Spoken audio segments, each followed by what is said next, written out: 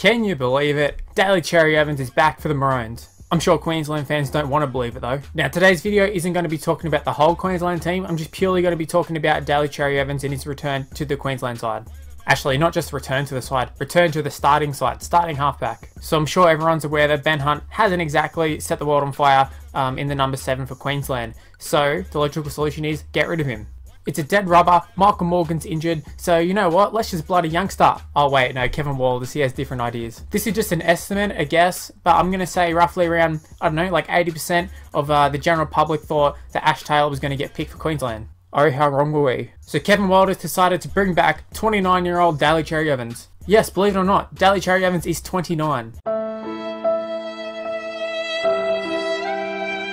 I knew he wasn't a spring chicken anymore, but I didn't realise he's going to be 30 next year. Now obviously Cherry-Evans isn't the first choice. I would have assumed that had he not been injured, Michael Morgan would have stepped into the halfback role, and he probably will next year. In saying that though, this was the perfect time to blight Ash Taylor. Instead, Queensland had gone and selected their own Mitchell Pearce. Now don't get me wrong, Daly Cherry-Evans is not a terrible player. In club games anyways. For Queensland though, he just doesn't cut the mustard. Now we can speculate and say it's because he hasn't been comfortable in the team and he hasn't really got along with the rest of the team, but end of the day, he's not played well in Origin. In fact, I think the only time he'd ever played alright at Origin was when he was coming off the bench as the utility like Michael Morgan and Caleb Ponga and Cooper Cronk did. Now it's very easy for me to sit here behind the camera and be an armchair quarterback. But to me, and I guess probably a lot of Queenslanders, probably a lot of New South Welshmen as well, probably think that Ash Taylor probably would have been the better option. But it honestly seemed like a no-brainer that you pick Ash Taylor in this dead rubber. Like I said earlier, next year you probably have Michael Morgan and Cameron Munson in the halves. But right now would have been the perfect time to give Ash Taylor a taste of Origin. Now I know this game is completely different to last year's Game 3 where, you know, it was the decider, where this one's a dead rubber. But they brought in Cameron Munster for the last game and he killed it.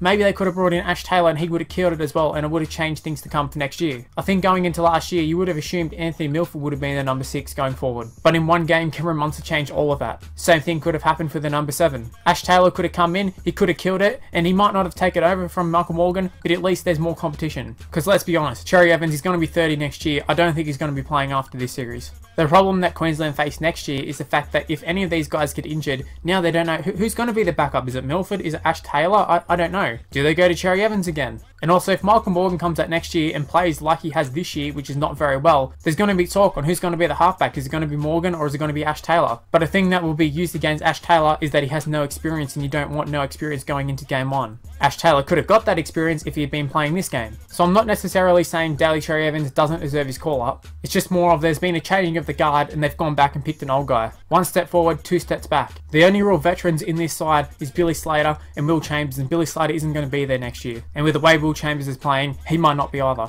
Now Walters has come out and said he doesn't think Ash Taylor is ready for Origin. I think that's a load of shit. Not too long ago they were saying Nathan Cleary wasn't ready. Not too long ago they were saying Caleb Ponga wasn't ready. Both of those guys have showed if you're good enough, you're old enough. And who knows, Ash Taylor might have come in and played like total shit. But we're not going to know that because he didn't get picked. And in the coming years, we're always going to have that question mark over Ash Taylor. What can he do on Origin? Well anyways, as a New South Wales supporter, I'm pretty happy with Cherry-Evans playing. Like I said earlier, he's been picked in the halfback position before and he's not performed. And with the teams he's played with in the past, they've been much better than this current team. Now I don't know, maybe that's going to be a good thing for Cherry-Evans. Maybe him stepping into a team of superstars just didn't work for him. He couldn't really play his own game, he was just trying to fit in with the rest of the players in the team. Whereas now he could step in and make it his own team. Also, he doesn't have to deal with the pressure of having this series on the line still. Who knows, Cherry-Evans could prove everyone wrong. Maybe it's worth having him around the squad for the next few years. But I don't think it was any coincidence that New South Wales broke the drought while he was the halfback. But that was then and this is now, and it's a fair few years later and he's got more experience, so maybe he's ready for it now. But then we kept saying the same thing about Mitchell Pearce. Anyway guys, what are your thoughts on Daly Cherry-Evans getting a recall to the Queensland team? Make sure you let me know in the comments section below. Also while you're at it, make sure you leave a like on the video and subscribe to my channel if you're new around here. Also make sure to follow me on Twitter and Instagram, it's on the screen right now, and Facebook as well.